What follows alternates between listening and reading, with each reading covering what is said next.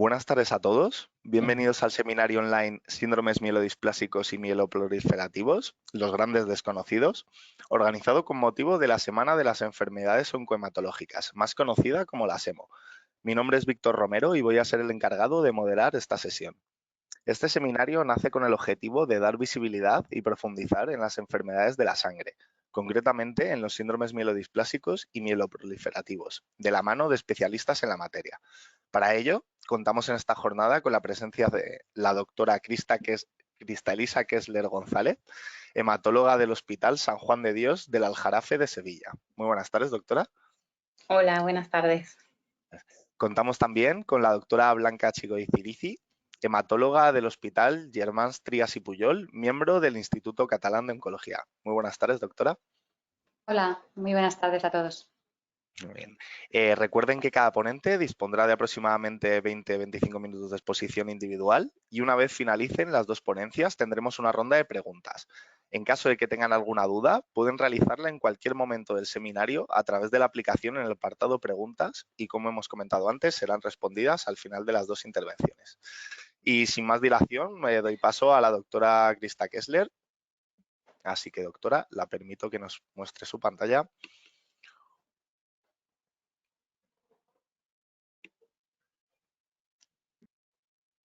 Perfecto, adelante.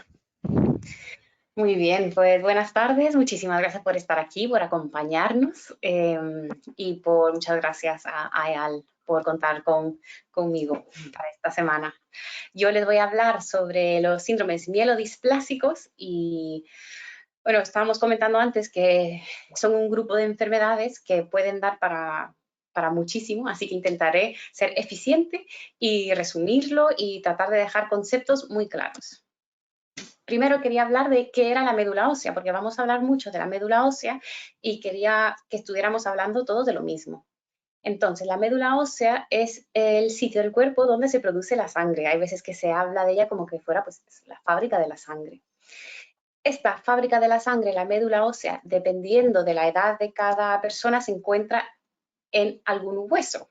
Entonces, dentro de los huesos tenemos la médula ósea. La médula ósea va a tener las células madre que van a producir distintos tipos de células. Va a producir glóbulos rojos, glóbulos blancos y plaquetas. Estas células son las que van a salir a nuestra sangre periférica, a nuestro sistema circulatorio. Cuando a nosotros nos sacan sangre por una vena, pues es esto, es la sangre periférica la que nos sacan. Y ahí pues tenemos los componentes que produjo en su momento la médula ósea. Los glóbulos rojos, blancos y las plaquetas. Cada una de estas células tiene una función específica y distinta en el cuerpo. Por ejemplo, los glóbulos rojos son los que están encargados de transportar oxígeno. Los glóbulos blancos nos ayudan a protegernos contra las infecciones. Y luego las plaquetas son fragmentos de células que nos ayudan a controlar sangrados y hemorragias. ¿Qué pasa cuando esta fábrica se enferma o cuando esta fábrica no funciona bien?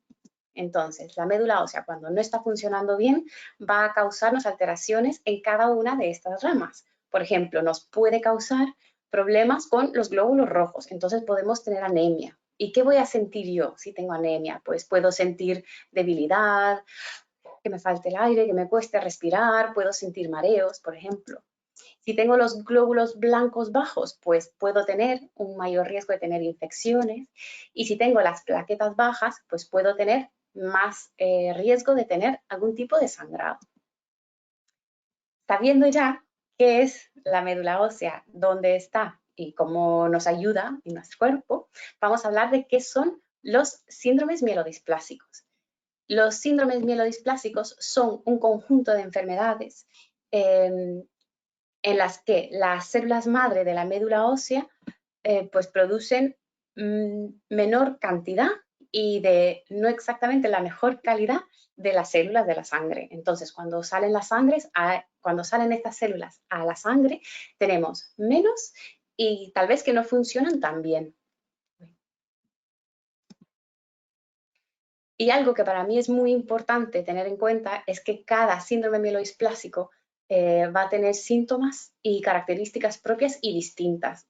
Como mencioné al principio, estas enfermedades son todas muy distintas y tienen manifestaciones diferentes en cada persona, entonces que es muy difícil decir que todas las personas que tengan un síndrome mielodisplásico se va a manifestar de la misma forma, van a tener los mismos síntomas. Esto tiene que ser muy personalizado. ¿Por qué aparece un síndrome mielodisplásico? Pues puede ser primario, que aparezca sin ninguna causa, puede ser genético, en el sentido de que hay algunas enfermedades que se pueden tener desde la infancia que aumentan las probabilidades de tener un síndrome mielodisplásico con el tiempo, y luego también puede ser secundario. Por ejemplo, personas que han recibido ciertos tipos de quimioterapia o radioterapia o que por trabajo han estado expuestos a ciertos tóxicos, todo esto puede aumentar el riesgo de tener un síndrome mielodisplásico. ¿Cómo diagnosticamos un síndrome mielodisplásico? Pues lo primero que tenemos que hacer es analizar la sangre periférica. Hemos hablado que la médula ósea va a producir todas estas células y nosotros lo primero que vamos a hacer es analizar la sangre periférica. En una analítica general nosotros vamos a ver algunas alteraciones y lo primero que tenemos que hacer es descartar otras causas de tener esas alteraciones. Por ejemplo, déficit de vitaminas, algunas infecciones pueden dar algunas alteraciones que nosotros no podemos decir de primer momento que vemos una analítica y solo con una analítica decir, esto es un síndrome mielodisplásico. No, hay que ver muchas otras cosas. Luego tenemos que ver esta sangre a microscopio. Esto se llama un frotis de sangre periférica. Esta sangre con la que analizamos también la podemos ver. Y al verla al microscopio nos puede sugerir o nos puede dar idea de que tenemos algo más, que tenemos que ampliar el estudio. Como pueden ver, hay muchas cosas que indagar. Pues si el paciente tiene enfermedades del riñón, enfermedades de hígado, enfermedades autoinmunes, entonces hay veces que los pacientes sienten como que se tardan mucho en hacer un diagnóstico. Y no es eso, sino que tenemos que ir descartando primero lo más frecuente y cosas pues que es importante estar seguro de que no lo tiene el paciente, que tal vez simplemente dando cierto tratamiento con vitaminas o dándonos cuenta que el paciente tiene otras enfermedades, pues vemos que esa es la causa de las alteraciones de la analítica y no es un síndrome mielodisplásico y no hace falta pasar al siguiente paso, que es hacer un estudio de médula ósea. Entonces, si nosotros ya tenemos una analítica en la que nosotros estamos viendo que puede ser que algo nos sugiere que el paciente pueda tener un síndrome mielodisplásico, nosotros tenemos que ir a analizar directamente la fuente, la fábrica de la sangre. Tenemos que ir a la médula ósea. Y hacemos un aspirado. Un aspirado es con una aguja especial, accedemos a uno de estos huesos que en los adultos suele ser el esternón o la cresta ilíaca o el hueso de la cadera, y aspiramos y cogemos un poquito de este líquido donde están las células madre y donde está la médula ósea y lo analizamos. Otra opción y otra prueba que se puede hacer dependiendo de cada caso es también una biopsia. Eso se suele hacer en el hueso de la cadera. En el hueso del esternón no es posible hacer una biopsia de médula ósea. Se coge un trocito del hueso y se analiza también. Con todo esto, con la sangre periférica, con las pruebas que se envían en la sangre periférica y con las muestras de la médula ósea, nosotros lo que nos interesa es saber qué tipo de síndrome mielodisplásico tiene el paciente. Entonces, como hemos dicho antes, no es un síndrome mielodisplásico, sino que hay muchos y tenemos que ver, dependiendo de estas características, cuál de todas estas es la que tiene el paciente que tenemos delante. Ese es un primer paso. Luego ya sabemos el tipo y ahora nos toca clasificar el síndrome mielodisplásico para ver si este paciente se va a beneficiar de un tratamiento o de otro. Entonces nos interesa saber qué tipo de síndrome mielodisplásico es. Clasificarlo entre un alto riesgo, un bajo riesgo o un riesgo intermedio. Y en función de esto nosotros vamos a decidir cuál es el mejor tratamiento para este paciente. Cuando hablamos de riesgo, nos referimos al riesgo que tiene esta persona de que con este síndrome mielodisplásico pueda progresar a una leucemia aguda. Han visto que hasta ahora no he mencionado nada de leucemia porque son dos cosas distintas. Un síndrome mielodisplásico son estas alteraciones de la célula madre que van a producir células en una cantidad y de una calidad que no es óptima, y la leucemia aguda es cuando en esa médula ósea existe una proliferación, o sea, un aumento no controlado de un tipo específico de célula. Por lo tanto, son dos cosas distintas. Y por eso es que no lo había mencionado hasta ahora. Pero es interesante saber que algunos síndromes mielodisplásicos pueden progresar hacia una leucemia aguda. Y eso es lo que buscamos cuando queremos ver el riesgo de cada paciente, para decidir cuál va a ser el mejor tratamiento para cada uno. ¿Y qué tratamiento tenemos? ¿Qué opciones de tratamiento tenemos para cada persona? Pues esto de nuevo es individual y depende de cada persona. Primero, del tipo de síndrome mielodisplásico, el riesgo que tiene de progresar, los síntomas que tiene una persona. Esto es muy importante porque dependiendo de cómo se encuentre, pues podemos pensar que le va a venir mejor una cosa u otra. La edad, otras enfermedades que tiene. No es lo mismo una persona que tiene pues enfermedades de corazón, de riñón, que tiene muchas otras enfermedades. Vamos a plantear un tipo de tratamiento porque nosotros lo que no queremos es hacerle más daño a esta persona, sino que buscaremos el mejor tratamiento para cada persona. Una opción puede ser vigilar. Por ejemplo, una persona que tiene un síndrome mielodisplásico de bajo riesgo puede que al principio no se le ponga ningún tipo de tratamiento. Y esta es una opción totalmente válida porque no todas van a necesitar tratamientos desde el principio. Podemos simplemente ir haciendo analíticas, ir viendo cómo evoluciona, por supuesto, ver cómo se encuentra, porque los síntomas y el estado general de cada paciente es muy importante, y vigilar. También podemos dar tratamiento de soporte, esto tanto en los bajo como alto riesgo. Tratamiento de soporte se refiere a que vamos a darle al cuerpo lo que necesita. Si tiene los glóbulos rojos bajos, pues vamos a ponerle bolsitas de sangre, unas transfusiones. Si tiene las plaquetas bajas, pues lo vamos a vigilar. Hay pacientes que incluso necesitan también transfusiones de plaquetas. Y un poco enfocar el tratamiento hacia cada persona, dependiendo de lo que necesite. Puede ser que algunas personas no tengan, por ejemplo, las plaquetas bajas, no le vamos a poner bolsas de plaquetas porque no las necesita. Entonces, es dependiendo de lo que tenga afectada cada persona, ofrecerle ese tratamiento de soporte. Y luego es verdad que en personas que tienen un alto riesgo de progresar, existen diferentes tratamientos que podemos ofrecerles. Estos tratamientos van directamente a la médula ósea e intentan que produzcan o retrasen esa aparición de la leucemia. Menciono aquí el trasplante de médula ósea porque puede ser una opción en algunos síndromes mielodisplásicos, pero pongo esta diapositiva porque muchas veces se piensa el trasplante como que es la solución, como que cuando me hagan esto va a solucionar todos los problemas o quiero que me lo hagan porque así voy a estar yo ya bien. Y es importante saber que este es un tratamiento que puede venir muy bien y que puede ayudar, pero es para pacientes seleccionados, no puede ser para cualquiera. Por lo que hemos hablado antes, que tenemos que nosotros valorar entre los beneficios y los riesgos que le ofrece un tratamiento a un paciente. Y si yo sé que este tratamiento le puede hacer más daño, pues es que yo no se lo voy a ofrecer. Tal vez le puedo ofrecer otras cosas que sean que le van a producir menos malestar, que van a hacer que se encuentre mejor y pues eso, calidad de vida al final es muy importante. Entonces, un poco para hacernos una idea general, se puede considerar un trasplante de médula ósea, pero suele ser para personas menores de 65 años, que no tienen otras enfermedades y sobre todo siempre tomando en cuenta los beneficios que puede obtener el paciente con los riesgos que nos podemos encontrar en este tipo de tratamiento.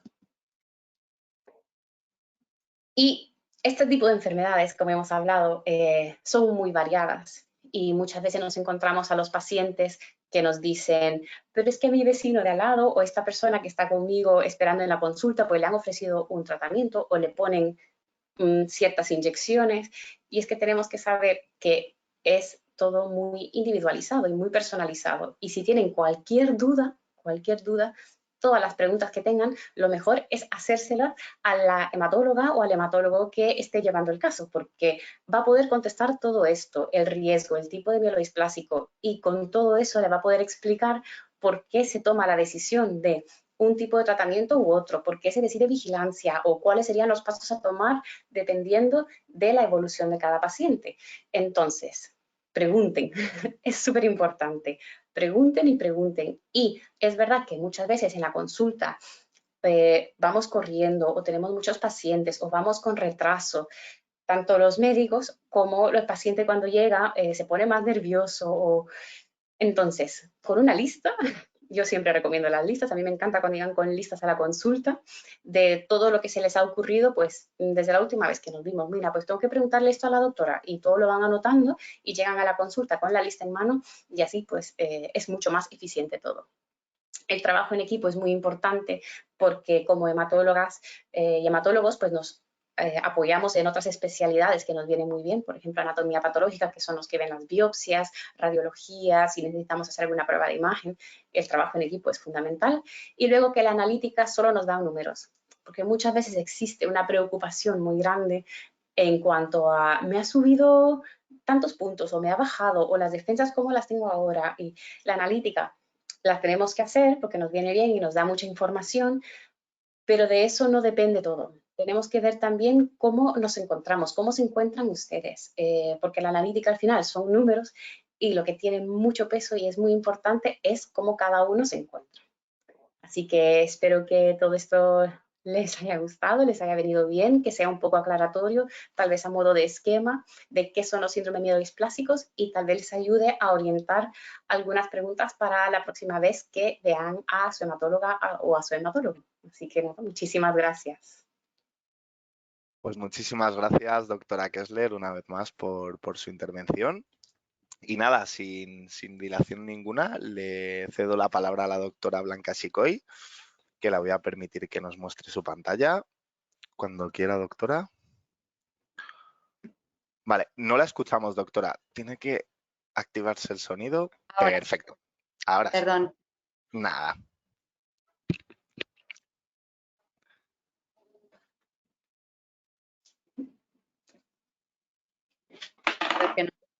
A ver.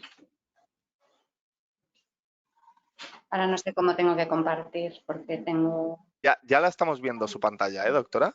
Si usted ve la presentación. Pero yo no. ¿Usted no la está viendo? No. Vale. Si oculta el panel de control haciendo clic en la flecha de arriba a la izquierda naranja, de fondo ya naranja. Ya lo he hecho. ¿Ya la ve? No. Vale. Ahora sí. Ahora sí. ¿Ahora? Perfecto. Sí, perfecto. Gracias. Nada, pues Bueno, adelante. pues yo les voy a hablar de las neoplasias mieloproliferativas, que de alguna forma son lo contrario a lo que la doctora Kessler les ha explicado sobre los síndromes mielodisplásicos. Porque son unas enfermedades en las que en vez de tener una falta de glóbulos rojos, de glóbulos blancos, de plaquetas, ocurre lo contrario. Y de hecho, les voy a hablar de las neoplasias mieloproliferativas como la trombocitemia esencial, en la que existe sobre todo un aumento de plaquetas, en la policitemia vera, en la que existe sobre todo un aumento de glóbulos rojos, la mielofibrosis, en la cual es algo más complejo, podemos tener muchos glóbulos blancos, pero podemos tener anemia, es decir, pocos glóbulos rojos, es decir, es una enfermedad un poco más heterogénea. Y luego la leucemia mieloide crónica, que es una enfermedad que se distingue mucho de las otras tres, como luego veremos. Pero estas serían, estas cuatro enfermedades, básicamente las neoplasias mieloproliferativas. La doctora Kessler ya nos ha explicado cómo se, bueno, de alguna forma, pues la hematopoiesis y cómo se forman, ¿no?, las diferentes células de la sangre que se forman en la médula y que luego las detectamos en las analíticas. Y como les acabo de decir, pues en estas enfermedades lo que se caracterizan sobre todo pues porque tenemos mucho de glóbulos rojos, de plaquetas, de glóbulos blancos, a veces solo de unos, a veces de dos, a veces de los tres. Eso depende de cada paciente y también dependerá de cada enfermedad. Estas enfermedades se van a diagnosticar, pues primero se van a sospechar con una analítica, ¿no? Como he dicho, pues por ejemplo, pues cuando tenemos una leucocitosis, cuando, ¿no?, aumento de glóbulos blancos, o bien una trombocitosis, aumento de plaquetas. También podemos sospecharlo cuando vemos cuando en la analítica nos describen los diferentes glóbulos blancos, pues que hay algunos que normalmente no están en la sangre, sino que están en la médula, que los llamamos inmaduros, y entonces esto ya te alerta de que puede estar pasando algo en la médula. Y también algunos parámetros como que nos aumentan algunos enzimas, como la LDH, nos puede aumentar el ácido úrico, es decir, tenemos riesgo de tener un ataque de gota. Y esto es lo que nos hace sospechar la enfermedad. Entonces, enseguida lo que hacemos es un estudio ya muy concreto, que solo lo hacemos los hematólogos, y es porque buscamos la causa de la enfermedad, que es una mutación. Una mutación quiere decir que tenemos en el ADN, donde están los genes, pues un gen que se ha alterado, está mutado y que es el que provoca este aumento de células en la sangre. Entonces, como también ha explicado la doctora Kessler, de la misma forma, para acabar de diagnosticar la enfermedad, vamos a hacer un aspirado y en este caso también una biopsia de médula para acabar de ponerle nombre y apellidos a la enfermedad, ponerle el nombre de trombocitemia esencial, de policitemia, de mielofibrosis, etc. Los principales genes que vamos a encontrar alterados en la sangre y que también los podríamos encontrar en las médulas, pues se llaman BCR-ABL, JAK2, calreticulina y MPL.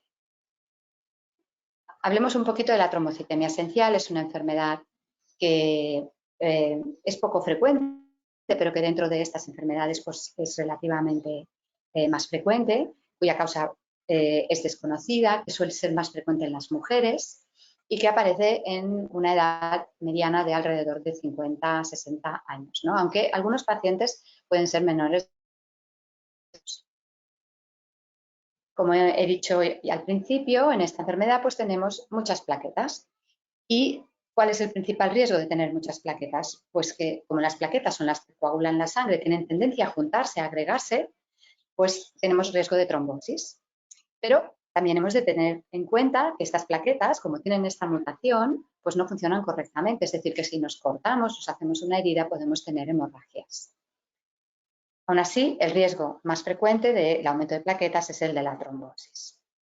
Y esta trombosis se puede dar en cualquier órgano del cuerpo, en el corazón, en el sistema nervioso, en la cabeza. Esto sería lo más frecuente. Y también, al tener muchas plaquetas, pues por ejemplo, podemos tener como cosquilleos en los dedos de las manos, ¿no? Porque claro, ahí los vasos sanguíneos son muy pequeñitos y cuando hay muchas plaquetas, pues tapan y por eso notamos que nos molestan, ¿no? Las puntas de los dedos.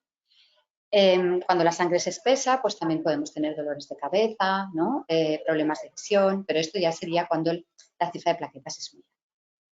Como he comentado, pues el diagnóstico lo haremos pues, detectando las mutaciones, que la más frecuente es en la trombocitemia, la JAK2, también en la policitemia vera, y luego pues hay unos criterios, ¿no? En base a lo que es la médula ósea para ponerle el nombre y apellido pues, a la enfermedad, ¿no? Que es el de la trombocitemia, característicamente caracterizada por este aumento de plaquetas y por una de las mutaciones como JAK2, calreticulina o MPL. Y en cuanto al tratamiento, pues el tratamiento estándar son la hidroxiurea, que es un fármaco que frena a la médula, ¿no? A la producción de la médula de estas células. Y como segunda línea solemos utilizar otra pastilla que se llama nagrelide. También solemos asociar un tratamiento antiagregante, es decir, un tratamiento que evita que las plaquetas se agrupen para formar trombos. Y dado que esta enfermedad es el principal riesgo que tenemos, es el de la trombosis, es muy importante que tengamos una buena calidad de vida, es decir, pues que no fumemos, ¿no? Que tengamos el azúcar bien controlado, la tensión, el colesterol. Es algo que nosotros insistimos mucho en la consulta. Y que sobre todo que no fumemos. Y en cuanto al pronóstico, pues es una enfermedad que es crónica, que no se cura, pero que podemos vivir muchos años con ella. La supervivencia es similar, si no igual, pero similar a la de la población sana. Y como he dicho, pues lo que queremos evitar siempre es el riesgo de complicaciones vasculares, es decir, de trombosis, y otro riesgo que hay, que claro, vivimos muchos años, entonces la enfermedad puede ir evolucionando y puede llegar a provocar haber fibrosis en la médula, que es como una red, como una tela, ¿no? Que acabará provocando pues, que estas plaquetas vayan bajando porque no pueden salir de la médula a la sangre. En cuanto a la policitemia vera, pues las características de la policitemia es que tenemos muchos glóbulos rojos y al igual que en la trombocitemia tenemos riesgo de trombosis. La sangre es espesa y, por tanto, ahora veremos los síntomas, ¿no? Que puede dar, ¿no? Antes, pues comentar que su frecuencia pues es muy poco frecuente, menos que la de la trombocitemia, y se suele dar entre los 30 y los 70 años, ¿no? A diferencia de la trombocitemia, es más rara en personas de menos de 40. Muy similar a la trombocitemia, pues tenemos una sangre espesa, en este caso por glóbulos rojos, no por plaquetas, y por tanto pues también vamos a tener pues dolores de cabeza, podemos tener pues mareos, podemos tener trombosis. También es más característico en esta enfermedad, es algo muy típico, que cuando nos duchamos tengamos picor, lo que llamamos el prurito acuagénico. Esto nos hace muchas veces ya sospechar de que existe esta enfermedad, ¿no? Cuando el paciente nos lo comenta. Cuando me ducho tengo picor, ¿no? Y eso es debido también a que, bueno, que se liberan pues unas sustancias, ¿no?, en el cuerpo que nos hacen tener este picor en la piel, ¿no? Y luego también es bastante frecuente en esta enfermedad el aumento del ácido úrico y que por tanto podamos tener algún ataque de gota. Así como en la trombocitemia, muchas veces la exploración del paciente es normal, en esta pues es muy característico que el paciente pues esté rojo, ¿no? Que entre ya y te diga tengo dolor de cabeza, lo veas rojo y ya cuando le haces la analítica pues verás que tiene muchos glóbulos rojos, ¿no? Si tiene picor, pues que se rasque, o sea, lesiones, ¿no?, por raspado, y algunas veces el bazo aumenta de tamaño. El diagnóstico, muy parecido al de la trombocitemia, pues hacemos una analítica, vemos que hay un aumento de los glóbulos rojos o también lo que llamamos el hematocrito, ¿no?, que es un balance entre los glóbulos rojos y el líquido de la sangre, que está elevado porque hay más glóbulos rojos que líquido. También podría aumentar pues, los glóbulos blancos y las plaquetas, pero bueno, el diagnóstico lo haremos por la presencia sobre todo de la mutación JAK2, en este caso que prácticamente todos los pacientes la tienen, y lo confirmaríamos con la biopsia de médula ósea. Además, una hormona del cuerpo, que es la eritropoyetina, la encontraremos baja porque la eritropoyetina es la encargada de fabricar glóbulos rojos y como ya tenemos muchos, pues entonces el cuerpo esto lo detecta, entonces la eritropoyetina segrega menos hormona eritropoyetina. Y en cuanto al tratamiento, pues también daremos hidroxiurea. En algunos casos, y ahora cada vez más frecuentemente, damos un medicamento que se pincha y que se llama interferón y lo damos especialmente en personas embarazadas, no solo en la policitemia, sino también en la trombocitemia esencial, porque es un medicamento que no tiene riesgo para el feto. Y también hay un medicamento que se llama ruxolitinib, que lo damos cuando no hemos tolerado bien los otros fármacos, ¿no? Asociamos también los antiagregantes, como en la trombocitemia, para evitar trombos y lo mismo, importante tener una buena calidad de vida. También es una enfermedad que no se cura, tiene las complicaciones de trombos y a veces de hemorragias, como la trombocitemia, y también puede evolucionar a la fibrosis, a la mielofibrosis, que es la enfermedad que ahora comentaré.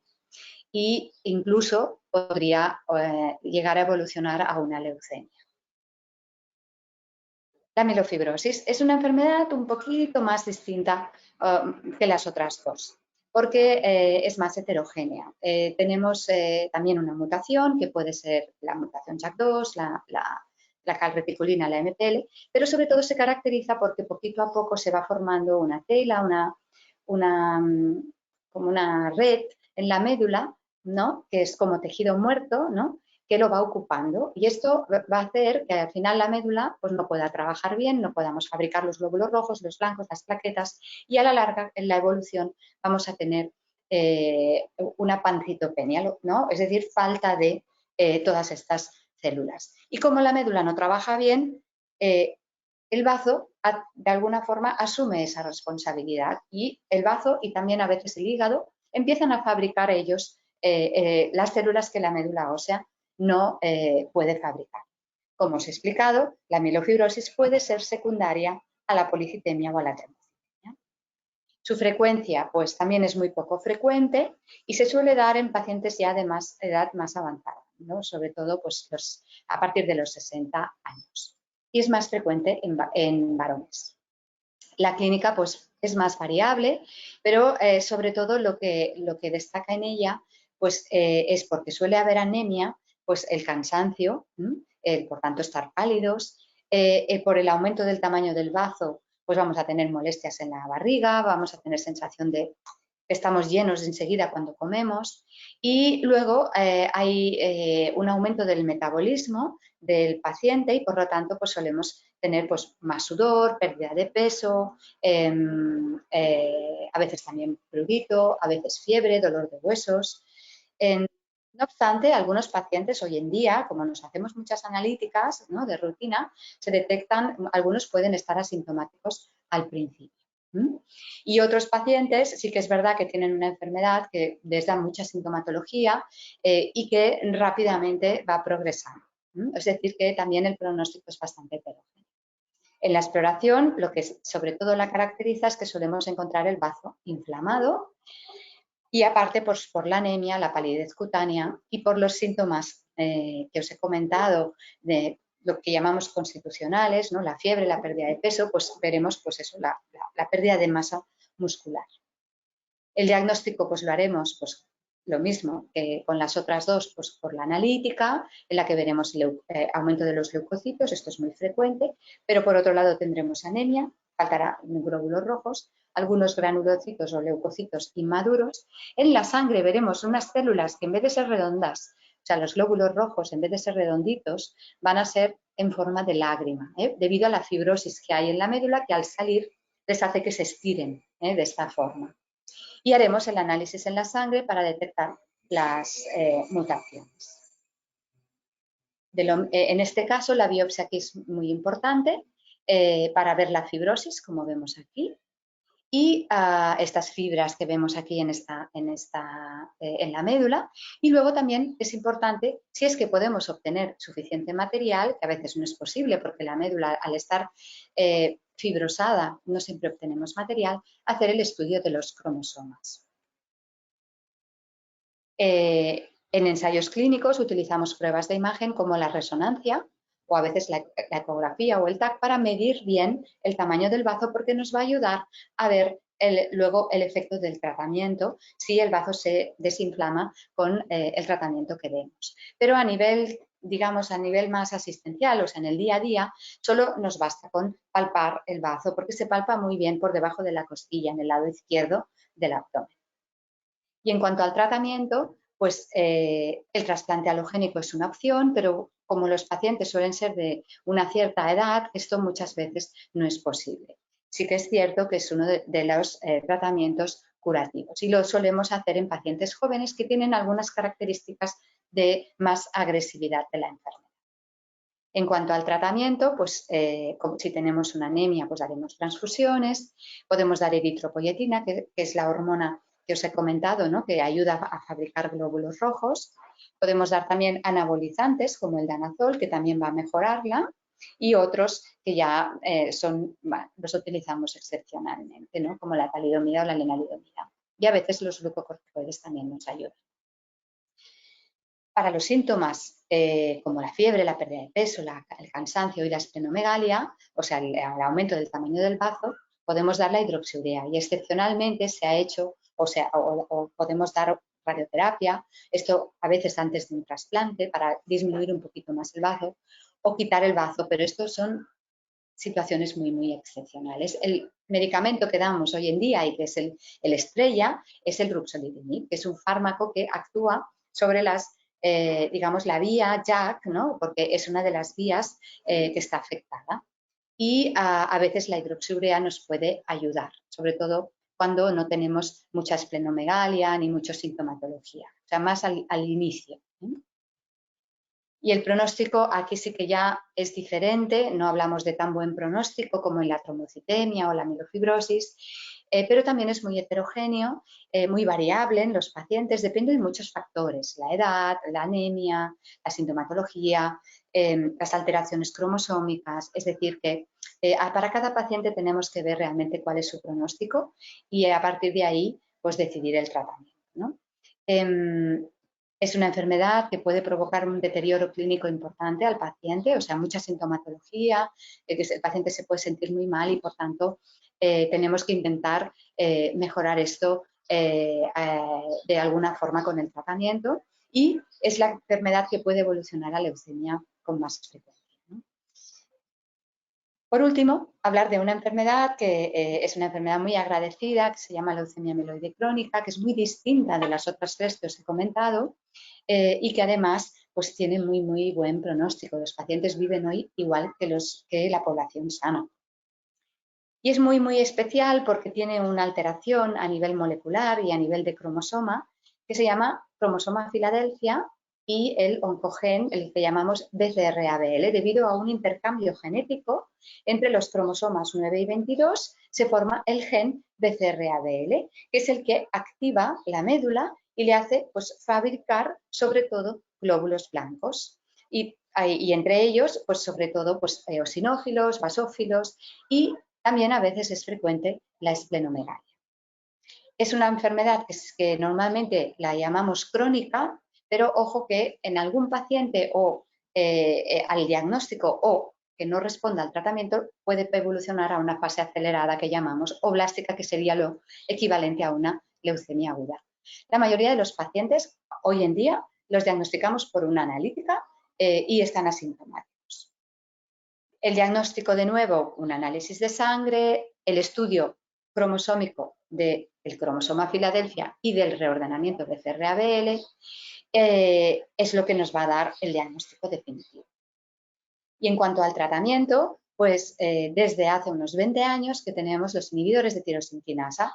Imatinib es el famoso fármaco que salió en el Time, ¿no? De que era la pastilla que curaba la leucemia, que, ojo, que no es que la cure, lo hablaremos ahora, parece ser que puede ser que sí, pero que muchos pacientes, la mayoría, lo van a tener que tomar durante toda su vida. Y después de imatinib salieron otros medicamentos como nilotinib, dasatinib, bosutinib y hoy en día asciminib, ¿vale? Para que de alguna forma son más potentes, más eficaces, pero ojo que también pueden tener más efectos secundarios y por tanto elegiremos el tratamiento en función de la edad, del índice del pronóstico del paciente, de las comorbilidades, es decir, las enfermedades que tenga, por ejemplo, diabetes, colesterol y del perfil de toxicidad de cada paciente. Por ejemplo, un paciente que tenga mucho colesterol o diabetes no le vamos a poder dar nilotinib. Y decir que nuestro objetivo con este tratamiento es conseguir la llamada respuesta molecular. Es decir, en una gráfica vemos cómo va descendiendo la cantidad del gen alterado, el BCR-ABL, hasta hacerlo indetectable. Y esta sería la situación ideal. Pero un pequeño porcentaje de pacientes pueden ser resistentes al tratamiento inicial y entonces vamos a tener que, o bien van a ser intolerantes a este tratamiento y vamos a tener que cambiar de tratamiento para conseguir esa respuesta que llamamos profunda. Y la respuesta es tan buena que con los inhibidores de tirosinquinasa ya estamos empezando a parar el tratamiento a algunos pacientes. Pero ojo, que solo la mitad de los que van a conseguir parar van a mantener esa respuesta del BCR-ABL indetectable durante largo tiempo. Y por tanto, la otra mitad van a tener que volver a tomarlo. Hoy en día estamos en este punto. Y lo que sí podemos decir es que muchos pacientes, al estar libres de tratamiento durante tiempo, podemos decir que quizá están curados. Pero esto lo va a decir el tiempo, los años. Porque es muy aventurado decir que seguro los pacientes que están sin tratamientos están curados ya. Y es la enfermedad que tiene mejor pronóstico de todas las que os he explicado, porque los pacientes viven igual que la población general. Y por tanto, hoy en día para nosotros es muy importante que cuidemos otros aspectos que cuando hay una enfermedad grave a lo mejor no tenemos tan presentes, como los factores de riesgo cardiovascular, es decir, pues que no fumemos, que tengamos bien el colesterol, el azúcar, porque vivimos ya igual que cualquier otra persona y esos son los principales problemas que tiene la gente mayor. Y también porque estos fármacos, los inhibidores de tirosinquinasa, especialmente pueden provocar problemas cardiovasculares. Entonces, es por eso que es tan importante.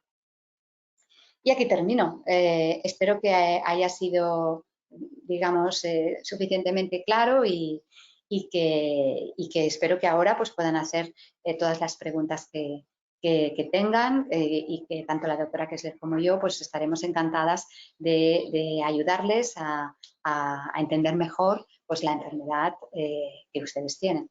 Y muchas gracias por su atención.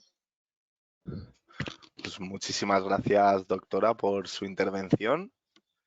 Y vamos a pasar ya directamente a la ronda de preguntas, puesto que tenemos algunas. No sé si nos acompaña la doctora Kessler, que me parece que... Vale, parece que sí. Perfecto, doctora. Que la tenemos silenciada. Si se pudiera poner... Perfecto. Ahora sí. Aquí está. Muy bien. Pues bueno, las lanzo un poco al aire y si quieren responderla a cualquiera de las dos, siéntanse libres incluso de comentar la respuesta de la otra doctora, ¿vale? Sin ningún problema. Nos preguntan, en la policitemia vera, si el gen JAK2 es negativo, ¿eso es de mejor pronóstico para la evolución de la enfermedad o tiene ventajas o desventajas el no tenerla? ¿Qué riesgo tiene la toma? Bueno, si quieren responder a esa pregunta, porque es una pregunta con bastantes preguntas dentro, así que vamos por partes. A ver, lo primero, prácticamente todas las policitemias veras son JAK2 positivas. Entonces, cuesta diagnosticar una policitemia vera JAK2 negativa. No lo he explicado por no alargar la presentación, ¿no? El JAK2 normalmente lo miramos en una zona del gen, pero se puede mirar en otra. Y cuando el JAK2 nos sale negativo, pues vamos a buscar el exón 12, que es otra zona del gen, para ver si allí está mutado, ¿vale? Aún así, puede haber algún paciente que salga todo negativo. Entonces, esto nos obliga sobre todo a descartar otras causas de que tengamos los glóbulos rojos elevados, porque nos cuesta creer que exista una policitemia vera JAK2 negativa. Y, por tanto, al ser tan infrecuente, tampoco podemos decir que sea ni mejor ni peor. No se sabe. No se sabe porque cuesta asegurar que realmente una persona que tenga el JAK2 negativo tenga una policitemia vera. Alguna parece que hay. Todos quizá tenemos algún paciente que estamos convencidos. Hasta donde llega la ciencia hoy en día, pues no podemos demostrar que haya, quizá hay otra mutación que no hemos descubierto hasta ahora y, por tanto, no podemos decir que no la tenga por otros criterios, ¿no? Y si eso es mejor o peor, pues todavía no lo sabemos. Muy bien, doctora. Muchas gracias. Y tal ¿Quiere vez, añadir algo? perdona, Sí, doctora Kessler, claro. sí, por todo lo que decía la doctora Sicoy, y también comentar que por eso es tan importante o se le pide a veces a los pacientes la biopsia de médula ósea, que hay veces que solo con la sangre periférica va a ser suficiente, pero si tenemos duda, la biopsia de médula ósea nos viene muy bien para ayudar a terminar de perfilar el diagnóstico. Muy bien. Muchas gracias. Pues la segunda parte de la pregunta decía, ¿qué riesgo tiene la toma de citorreductores para que provoquen progresión de la enfermedad? Buena pregunta. Citorreductores hay varios, como os he explicado. Básicamente la hidroxiurea es la que algunos pacientes y los propios médicos, ¿no? Siempre hemos tenido la duda de si, como es un poquito de quimio, muy poquita, pero oral, si la hidroxiurea puede tener un efecto en la progresión, ¿no? de estas enfermedades. No se ha demostrado nunca, pero aún así, en pacientes más jóvenes, como son los que van a vivir más años y por tanto van a estar más tiempo con la hidroxiurea, son en los que intentamos evitar darla. Normalmente, pues, sobre todo por debajo de los 40 años, pero realmente nadie ha demostrado que por tomar hidroxiurea durante muchos años esto provoque una progresión. De hecho, estas enfermedades, como les he explicado, ya tienen una cierta tendencia a progresar ellas mismas. Entonces, no se ha podido nunca demostrar. Por precaución, en pacientes más jóvenes, intentamos no dar si tenemos una alternativa, pero no está claro. No está. Muy bien, muchas gracias, doctora. ¿Algo que añadir, doctora Kessler? No. ¿No? Perfecto. Muy bien, y por último nos pregunta cómo se puede evitar, ¿no? De qué manera se puede evitar la progresión tanto de la policitemia vera, de la policitemia vera a mielofibrosis o a leucemia aguda. No la podemos evitar. Hoy por hoy es una evolución natural. qué pasa a lo largo de los años y no hay de momento ningún medicamento que haya demostrado o se haya hecho un estudio que haya permitido demostrar que se evita la progresión. Empezamos a tener alguna evidencia de que, por ejemplo, con interferón, pues los pacientes parece ser que puedan, o sea, hay alguna evidencia de que pueda alargar la vida de los pacientes. Pero la evolución a mielofibrosis en sí, que haya algún medicamento que lo evite, de momento no lo tenemos. Muy bien. Y por último, creo que hace referencia a la contestación que ha dado antes la doctora Kessler. Nos dice si solo con el estudio de la médula ósea se puede definir si se tiene policitemia vera. No, esto lo ha comentado la doctora Chicoy, no. Para poder hacer estos diagnósticos se necesitan varios criterios. Los criterios analíticos, los genéticos que ha comentado, más la médula ósea si se necesita, que se necesitan varios criterios, que solo con un resultado de médula ósea pues sería insuficiente. Vale, o sea que diríamos que no, que harían falta todas las pruebas complementarias que había comentado antes la doctora Chicoy. Muy bien, pues muchas gracias. Y perdonen que nos han entrado una de última hora y ya con esta acabamos el turno de preguntas. Nos preguntan, ¿se suelen anticoagular a este tipo de pacientes? Y en caso afirmativo, ¿cómo o con qué? Pues se suele dar, como he comentado, el adiro, la aspirina, que es un antiagregante, no es bien un anticoagulante, pero bueno, a efectos prácticos lo que evita un poquito es que la sangre esté más espesa, ¿no? Sí que hay en algunas situaciones en las que se da anticoagulante y es en aquel paciente en el que, a eso me refiero a la prevención. En cuanto al anticoagulante, normalmente lo utilizamos como tratamiento cuando un paciente tiene una trombosis y a este paciente pues normalmente se le pone un tratamiento antitrombótico con heparina durante unos meses y muchas veces se mantiene de forma indefinida. Y especialmente cuando hay una trombosis en algún lugar así más especial, como a veces ocurre, que es en lo que es el abdomen, en los vasos del abdomen. En este caso, es una trombosis que se considera que tiene una cierta importancia y que requiere una anticoagulación a largo plazo y un buen control porque no es habitual que un paciente tenga una trombosis en los vasos del abdomen y, por tanto, significa que esta enfermedad pues tiene mucho riesgo de trombosarse. Entonces, se da, o sea, en definitiva, se da como tratamiento y prácticamente en un paciente que ha tenido una trombosis y se suele mantener de forma indefinida. Lo que pasa que primero se hace heparina y después en muchos pacientes se hace un paso asíncrono. Muy bien. Muchas gracias.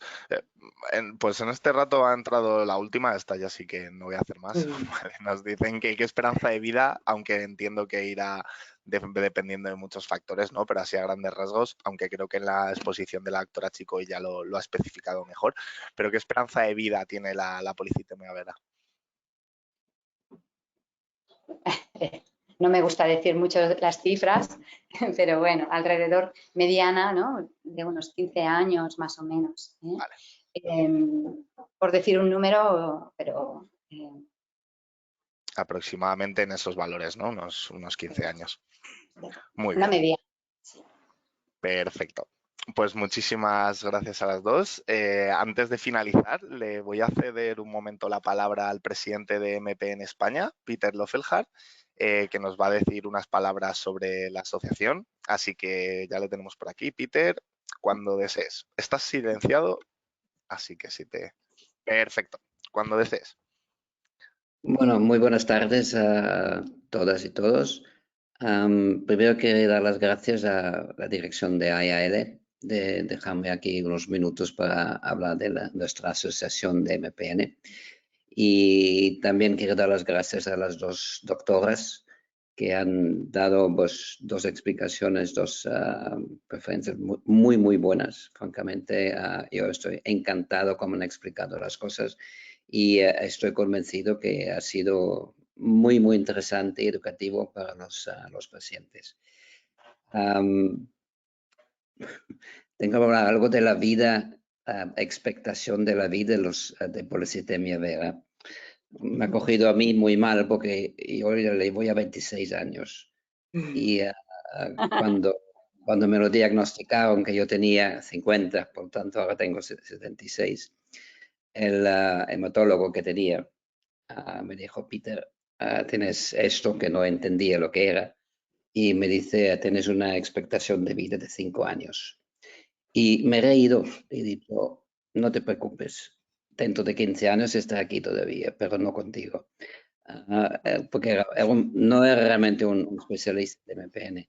Realmente yo creo que la vida del paciente depende mucho de sí mismo. Cuando él está convencido que él puede vencer esta policitemia o ET, mielofibrosis es más difícil. Si está convencido que la puede vencer y puede seguir viviendo, él va a seguir viviendo. Yo creo que la fuerza mental es una cosa muy, muy importante y realmente es una pregunta muy, muy difícil por cualquier doctora de contestar a ver cuántos años vamos a poder vivir, ¿no? Yo siempre intento evitar estas discusiones porque la verdad depende de cada uno. Y yo creo que además con los medicamentos nuevos que están saliendo y que nos van a ayudar mucho, y yo creo que va a llegar el momento en que podemos vivir tranquilamente con la policitemia vera y nos tenemos que morir, pero no vamos a morir de la policitemia vera. Bueno, perdón, pero es que realmente me ha dado la ocasión para hablar un poco de la expectación de vida. Nuestra asociación, bueno, ya llevamos 3 años. Como es una enfermedad rara, pues se sabe muy poco y realmente ha sido muy necesario pues tener un punto de encuentro para los pacientes. Cuando tú sales como paciente de la reunión del médico y te dicen que tienes una MPN o tienes un síndrome mielodisplásico, pues la verdad es aterrador. La gente pues no tiene dónde ir, no tiene con quién hablar. Y hemos conseguido con los grupos de Facebook, con Instagram, con la web y con las charlas que estamos haciendo, hacer un grupo de hoy, creo que somos ya casi 500 personas, que están charlando entre ellos y pueden intercambiar las opiniones. Y creo que es muy importante que el paciente no se encuentre solo. Y es la labor que nosotros tenemos que hacer. Nuestra obligación como asociación de ayuda a los pacientes es esto, simplemente ayudarles en los momentos difíciles que tienen y darles la ocasión que ellos pueden hablar con otros pacientes, que es una de las medicinas más importantes que hay para los pacientes. Entonces, nada, nos pueden encontrar, buscan MPN España en Google y les saldrán todo, ya diga Instagram, Facebook, tenemos muchos vídeos y mayormente los tenemos en YouTube y estamos intentando pues mejorar cada vez más. Seguimos teniendo el problema que no sabemos quiénes son realmente los hematólogos especialistas en MPN y claro, hay mucha gente, los pacientes que no viven en las ciudades grandes como Barcelona, Sevilla, Madrid o Valencia, tienen verdaderos problemas de encontrar médicos que son especialistas. Y en una enfermedad rara es muy importante que el paciente sea tratado por un especialista. Pero en fin, poco a poco estamos trabajando y charlas como ustedes han dado hoy nos ayudan muchísimo porque ayudan al paciente a entender lo que tiene y una vez que sabes lo que tú tienes, es mucho más fácil. Y perdona, doctora Chico, no quería discutirle frente a la edad de la policitemia vera, pero como yo soy un caso un poco especial, pues me lo mencioné. Está bien, así nos animas a todos. Exacto, es un ejemplo de los buenos. Sí. Sí. Y pienso aguantar 15 años más, así que Muy bien. vamos a ver quién va a ser más fuerte, ¿no? Bien, pues muchísimas gracias y soy a AIL otra vez que nos dio la oportunidad Y estamos aquí a todos los pacientes que quieran buscar ayuda, contacte con nosotros y les ayudaremos. Gracias. Pues muchas gracias, Peter, por tus palabras y bueno, igualmente nos unimos a tu mensaje desde AEAL, ¿no? De que estamos aquí para los pacientes y para ayudarles y acompañarles, ¿no? Sobre todo, que es muchas veces lo único que podemos hacer. Así que, bueno, con esto finaliza el seminario Síndromes mielodisplásicos y mieloproliferativos, los grandes desconocidos. Agradecemos una vez más a las doctoras su colaboración totalmente altruista y a los participantes su asistencia e interés. Esperamos que les haya gustado y que les haya resultado interesante y sobre todo que hayan resuelto sus dudas y preguntas. Y recuerden que podrán encontrar este seminario tanto en el canal de YouTube de AEAL como en la web realizada con motivo de las semanas de las enfermedades oncohematológicas, que es www.aeal.es/SEMO 2021. Muchas gracias a todos y muy buenas tardes. Muchas gracias a los tres. Luego, muchas gracias. Hasta luego, muy buenas tardes. Adiós. Adiós.